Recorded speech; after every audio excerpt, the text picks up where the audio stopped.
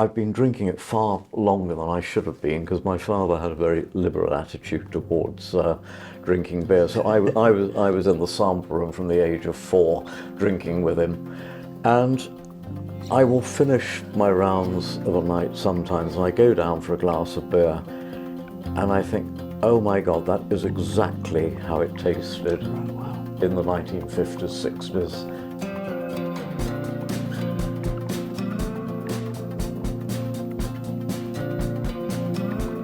Here at the Craft Beer Channel, we're on a mission to get UNESCO status for cask ale.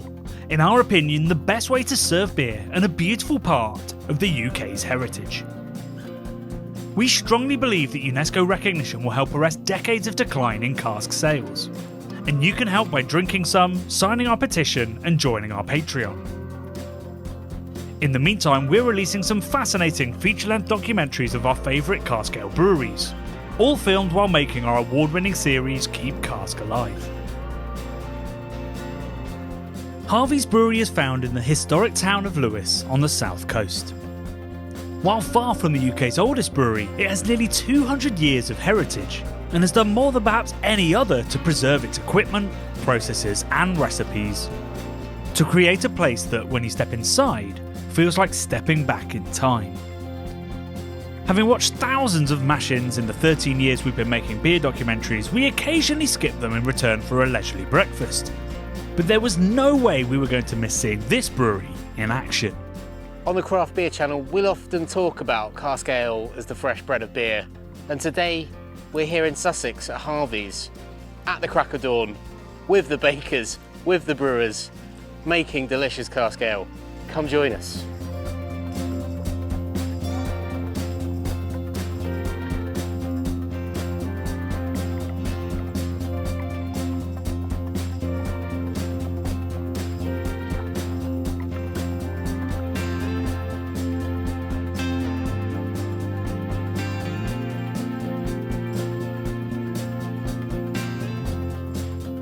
As the sun finally came up, each floor of the brewery sprang to life, with busy brewers working on every element of the process.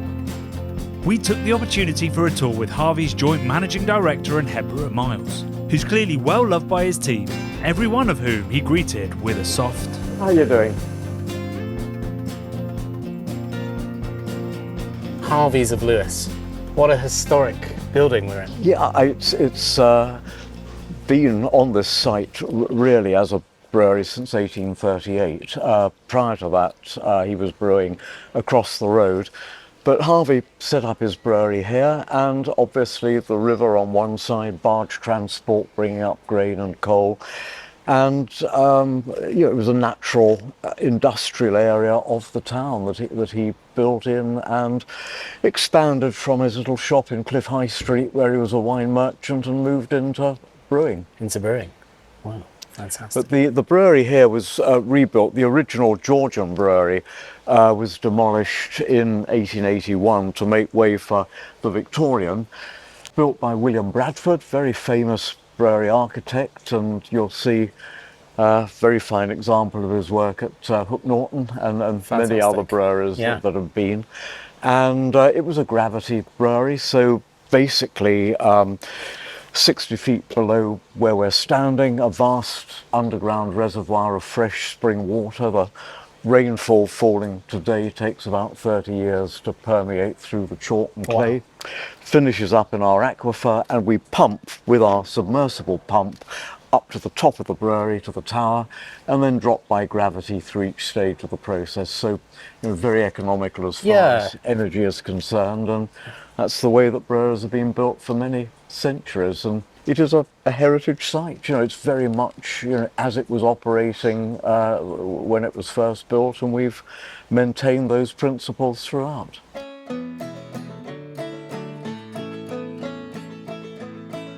One of our claims to notoriety is that we get flooded periodically, and in 2000 you'll see up here the level of flood water in 2000, which was quite dramatic. So I'd have been submerged, fully submerged. Absolutely. And so were you. Indeed, yeah. Were you indeed. paddling around in a rowboat? Yeah, not quite, but we were evacuated by lifeboat or somewhere, and yes, it was an interesting time. I'm making light of it, but that's pretty devastating to have It was. the ground floor flooded. We had a lot going for us. We had 6 foot of water through the brewery, Wow. and basically our loss adjuster came down, looked at the devastation, and said that we would be out of production for at least 3 months, if not 6. And in the event, we turned it round in 9 days. So we were very fortunate. We had a lot going for us. Yeah. The hop backs hadn't been lifted, and the water supply came back sound, and we had a crop of yeast fermenting in the tun room. So all the other yeast had been wiped out. We were really dependent on that.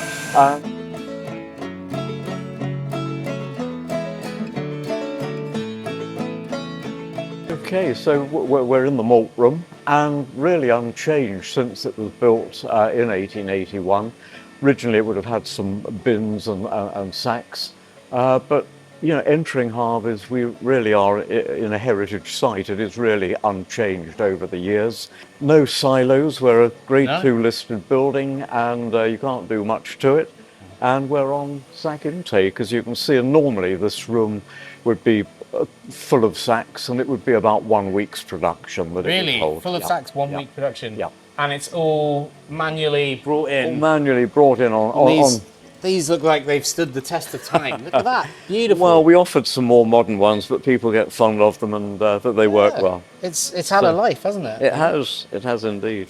So basically everything wheeled over to the hopper and tipped, and we blend in the adjuncts and the coloured malts as we require. And strange for a brewery that gets flooded that we've got the mill on the ground floor, but there you go, we survived the flood. Mainly Marisotta malt at Harveys. We use a little bit of Plumage Archer, Clear Choice malt, where we're doing our Pilsner and other beers of a different genre. Wow. What a beautiful room. It's quite unusual in a brewery today to see hop bays, with whole leaf hops. Yeah.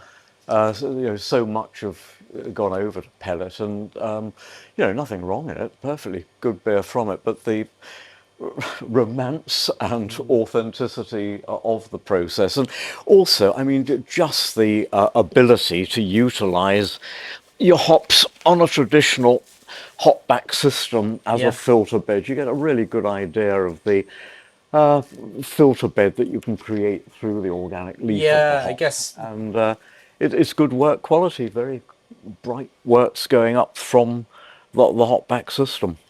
We're brewing with Sussex, Kent and Surrey hops, because that's where we send our beer, within a 60-kilometre radius.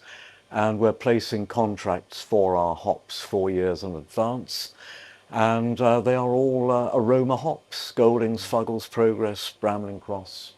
So you'd never switch to pellets at this point? On the plant we've got, I think it would change the nature of the beer dramatically. I mean, the whole thing for us is that we are based on authenticity, spring water from our own well, whole leaf hops, copper vessels for brewing, open fermentation. I mean, a number of things which lend themselves to having a system that is basically unchanged over a long period of time. I mean, I think we do things better. We're far more aware today. We've got better cleaning agents, and you can stay on top of it. But in principle, we are brewing as we have done for over a century.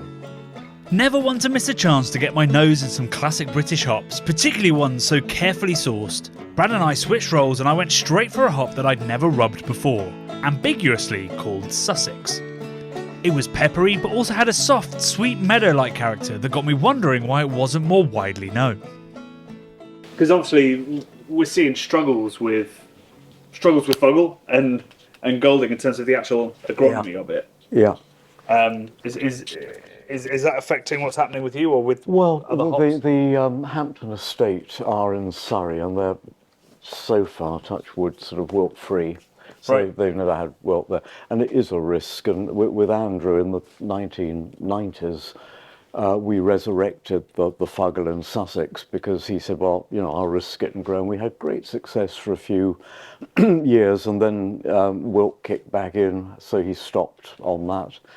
But other growers are. I've got contracts out there for next year with Chris Dawes at Bodiam and the Hewkins at Tenterden, as well as the Surrey hops. So I tend to spread the risk with, you know, 4 growers, so that if one fails, I've got Three to pick up the hopefully slack. something from the others.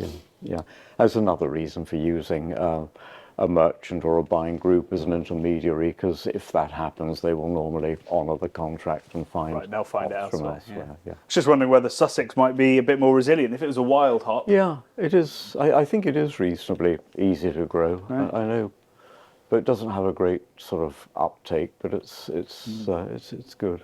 I guess if you're going to, you know, make new hop yards, you're going to put Harlequin and Jester and I would guess those hops in.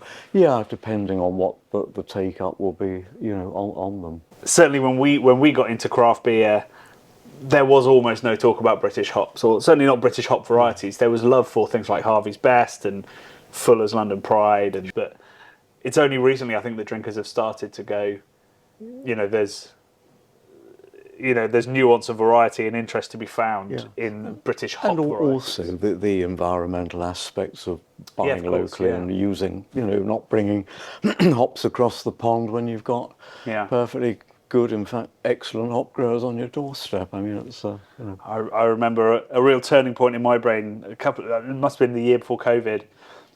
During green hop season, some brewers brought over green American hops to the UK to brew with, and I was just like, "What are you doing?" I know. The opposite of what green hop is about.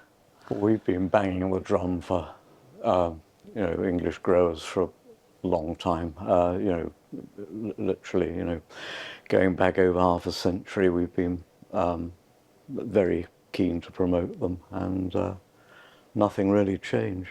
It's Yeah, I mean, still, I don't see this format in any other brewery really, like where it's broken down by farm, or even labelled at all. Even in some a lot of them traditional are breweries, pelletized, and you don't know where they've come from, what field, No. what farmer. Yeah. Oh no, we know exactly when it was picked and the number of the pocket and or bale. Yeah.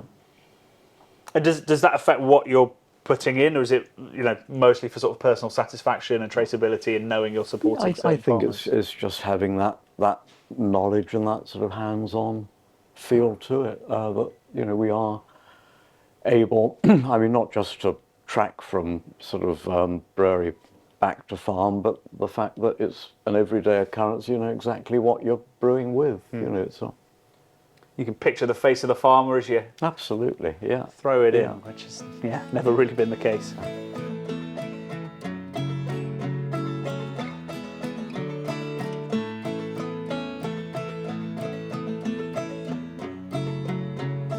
Going back to early 1980s, we just had the one brewing line with the smash tun, which dates back to about 1930. The second line was put in 1985, and we had to expand on Bradford's original facade when we put that in, and we completely reproduced his designs. The windows were specially cast from an old patent of Morris of Lewis, who were iron founders in the town. Bricks carved and tinted to match the original, so the whole thing looked as if it had been there from the start. And we got given a Civic Trust Award for our efforts, and 6 months later got made a Grade 2 listed building. Up until this time we hadn't been. One of the quirks of officialdom, we're the only 1985 listed building in the country. But it is a focal point of Lewes. We're rather irreverently known locally as Lewes Cathedral. Yeah. We see people bow to it from Cliff Bridge occasionally. And I tell you, from the bridge, it has a cathedral-like quality. It does. And it's very impressive. yeah, and at Christmas when we put murals up on the building and floodlight, it has exactly that. Absolutely beautiful. It's very lovely. I need to just say, this is maybe the most beautiful brew house in the UK, potentially, with Hook Norton. Yeah. Shepherd Neame is in the running as well, I think. Oh, they're But, all lovely breweries. It's but, absolutely beautiful. I love the Harvey blue, the teal you've got throughout. It dates back It's to fantastic. the 1950s, early 60s Yeah. as a colour that we've used. And the father used to refer to it as Harvey Blue, or engineering blue, I think was his Engineering term. blue, yeah. But no, it's very much a feature of the brewery. Mm. So sugar dissolvers we have behind us, and we've been using brewing sugars for a very long time. It's very much a part of our brewing, and I think it gives the beer a certain character which would be lacking if we were simply using cereals within the mash tun. Presumably, at this point, your yeast is kind of it needs the sugar, right? So you couldn't change it if you wanted to. The yeast arrived in 1957 Yeah. and settled down to the Sussex air. I mean, we think we've probably had about 3,000 generations through the tun room in that period. It adapts and finds its way. So every new season's barley is an adventure while it gets used to it. So sometimes sails through swimmingly. Other times you have to coax it gently Give it a into bit more. submission. Yeah. Wow. I guess that's a thing we don't necessarily think about, is how seasonal variations in barley and stuff can affect the beer in such a way. Raw materials, in water, I mean, everything has a knock-on effect in brewing. And it's a living process, it's a changing process. So if you're going to get a consistent product at the end of the day, you've got to be able to appreciate those changes and balance them as and when you need to. How are you doing?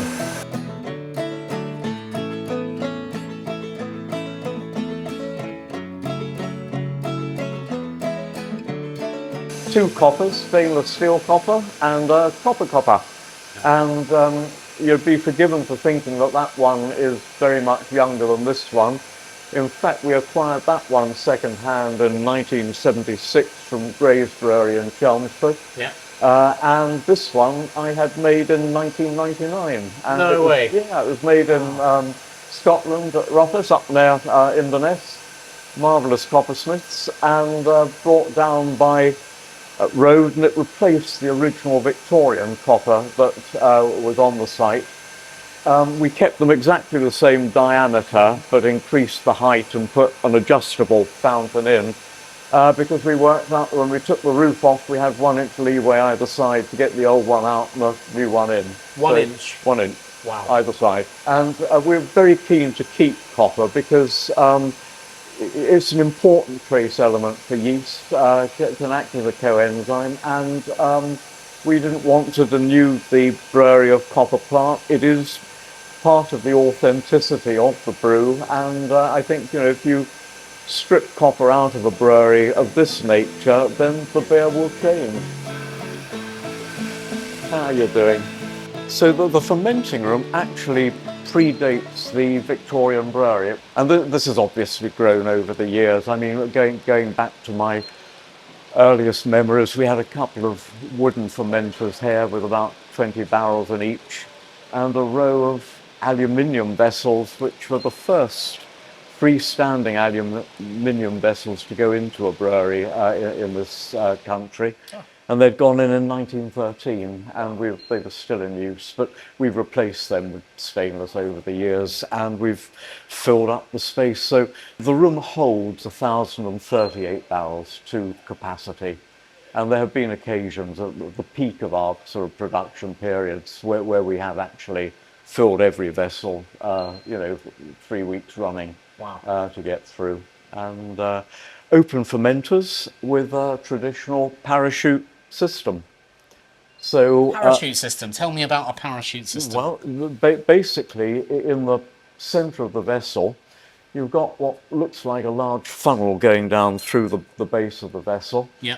And that is the parachute. So your yeast is top fermenting, grows up on top of the fermenting works during fermentation. And on the third morning, 64 hours from collection, we wind down the parachute to the level of the fermenting works, and the yeast flows down the pipe into wagons below. I see. We put it into cold store, Yeah. and we keep it for the following week's So you're brewing. cropping it off through the parachute system. Absolutely, yeah. Right. But by gravity, and as I say, open fermenter. We actually go in and hand clean, and so it is a very traditional means of fermentation, Yeah. and unchanged again over the centuries.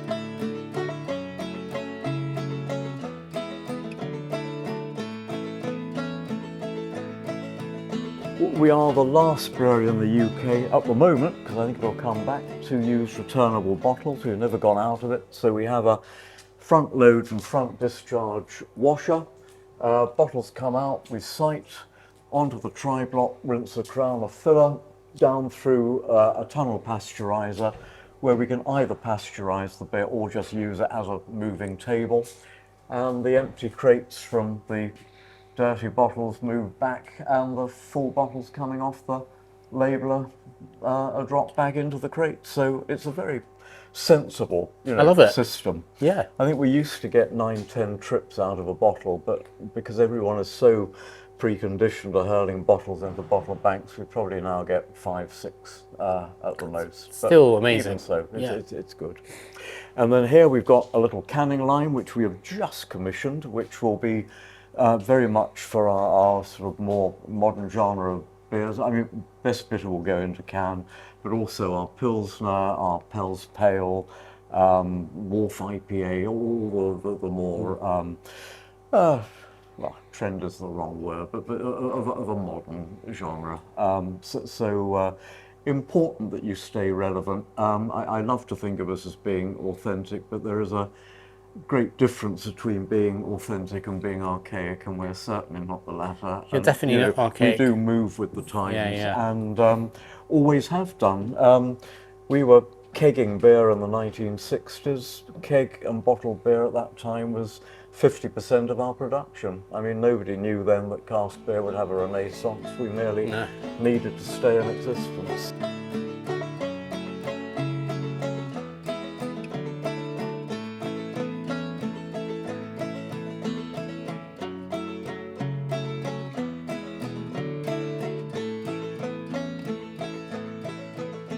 I love this behind. Many a soul have found good cheer in harmony with Harvey's beer. beer. Indeed. Look at that.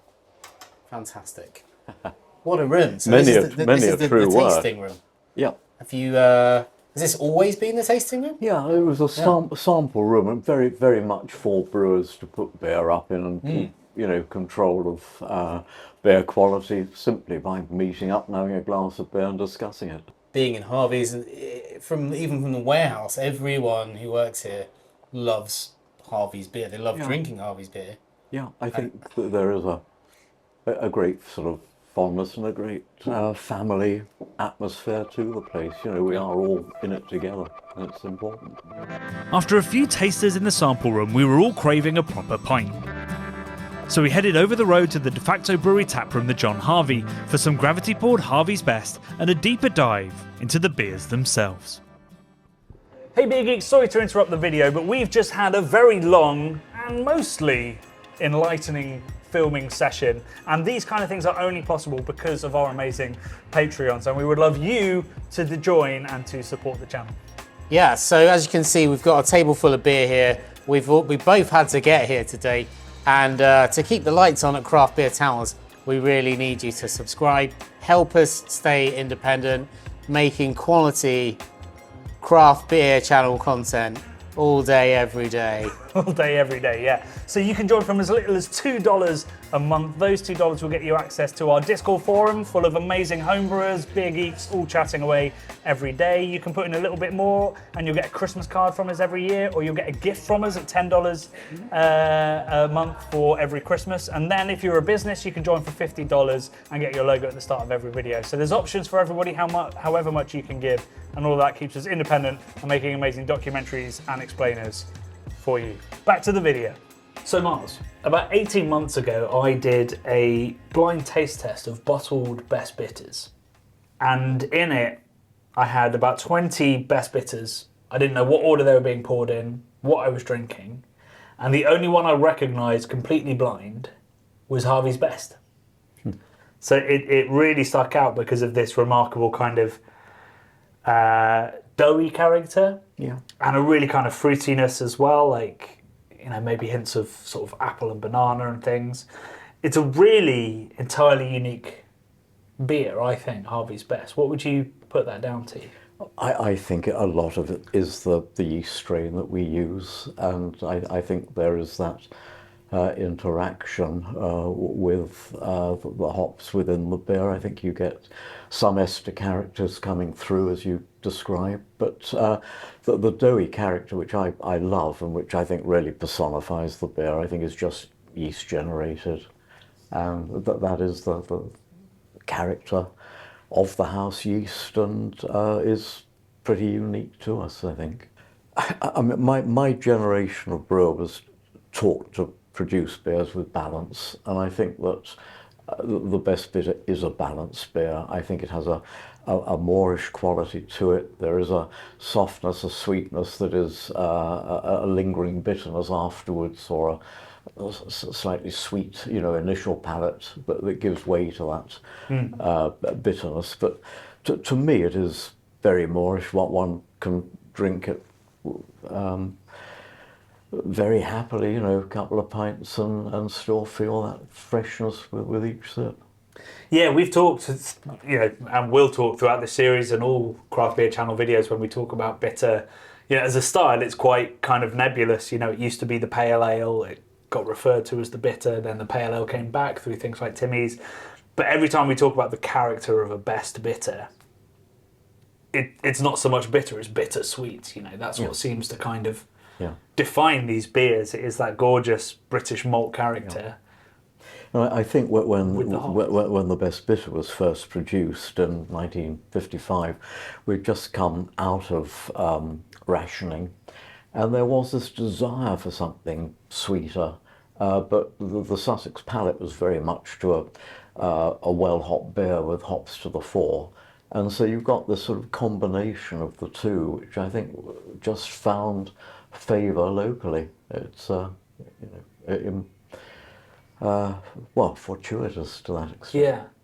Yeah, so very much a product of its time, like after 6-7 years, well, I guess a decade probably of rationing and of austereness, we want something full-bodied that's bitter and it's sweet and it's full of, you know, that very unique character that the Harvey's yeast has and seems to, I mean, I think in the best it's most obvious, but it does carry across all of these. Oh, I think these beers. People who drink a range of our beers say, I know it's a Harvey beer because it has that fingerprint on it. But it's brewed with a Yorkshire yeast, and I do get people coming on brewery tours from Yorkshire who say, oh, you know, it reminds me of, you know, beer back home. And I think it's something that perhaps persists from our first consignments coming down. From Tadcaster. Basically, in 1957, had to find a yeast strain because the source that we'd previously had, the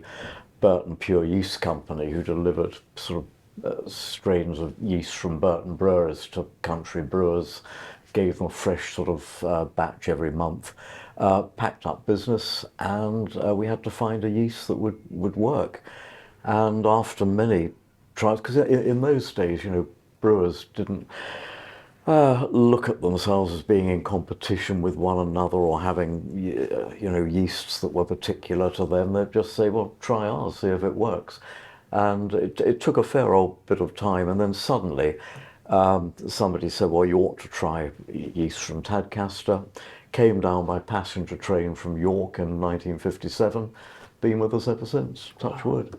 Yeah. And you are, you know, what amazes me is you are pitching just from batch to batch to batch. It's not like there's sort of a propagator going that you draw from. And I think it changes over the years. It does mutate. I mean, we've gone from a single strain yeast to two separate strains, but with identical DNA, obviously, both from the same source, and they interact in proportion with each other. And I think it's created a house yeast from that time through just evolving within our conditions of brewing. Yeah, you've sort of introduced this idea of authenticity to the branding that you do, and I guess that approach has always been there, and that's where the idea came from. What are you sort of being authentic to? When you think of authentic, what period of Harveys is it, I guess? Well, I think it's going back right the way through history. I think it's important that we're brewing on the system which you film today, which is pretty much unchanged, over the years. Probably on work cooling we're a wee bit different. But whole hops, traditional hop back, copper brewing vessels, I think it all contributes to perpetuating a style of beer that has been brewed over many decades and centuries, as it were. As I say, open fermenters, house yeast, and utilising that very simple system of gravity within the brew house. And I think, wort's filtered through a bed of hops and a hop back. It's good work quality. I think it does bear out what brewers were doing in those days. That's not to knock anything that has come along subsequently. I'm perfectly good beers are produced, but we are just trying to stick to that basic formula for brewing. Yeah. So I guess you could call these sort of lots of great craft brewers making great craft bitters are, they're producing something that is, a beautiful homage and delicious, but authenticity is something slightly separate, which is... it hasn't got that sort of perpetuity, Yeah. as it were. Yeah. It is an extraordinary thing with the beer that I've been drinking it far longer than I should have been, because my father had a very liberal attitude towards drinking beer. So I was in the sample room from the age of 4 drinking with him, and I will finish my rounds of a night sometimes and I go down for a glass of beer and I think, oh my God, that is exactly how it tasted. Right, wow. In the 1950s, 60s. It is absolutely joyous to hear you say that sometimes you have a pint of Harveys and go, that reminds me of them. Because I think as drinkers coming to it new, we just assume we've missed that. That moment is gone forever. Oh no, it's very much there. We're often told, and in fact I think I've said it, that when drinking supposedly heritage beers, we're drinking a bit of history. But in most cases that's only really true from a philosophical standpoint. The beer is probably just an estimation of what a historic style might have tasted like, or has some kind of lineage to a historic beer or brewery. So few breweries have managed what Harveys have. To be around long enough and to produce a beer so faithful to each batch before it that the person who's been drinking it the longest is forcefully reminded of his first few pints 70 years ago in a tiny sampling room beneath his historic brewery. Harvey's has long been one of my favourite best bitters. The only one I can pick blind out of a lineup. Yeah, I reckon that's Harvey's. You've got a really buttery, doughy kind of character to it, but also it's got lots and lots of lovely hedgerow fruits. And perhaps the most evocative of all British beers. The work we've put into this series and to the Keep Cask Alive campaign is out of the hope that in half a century I might taste it again and be transported back to that sampling room and the sips we shared with Miles.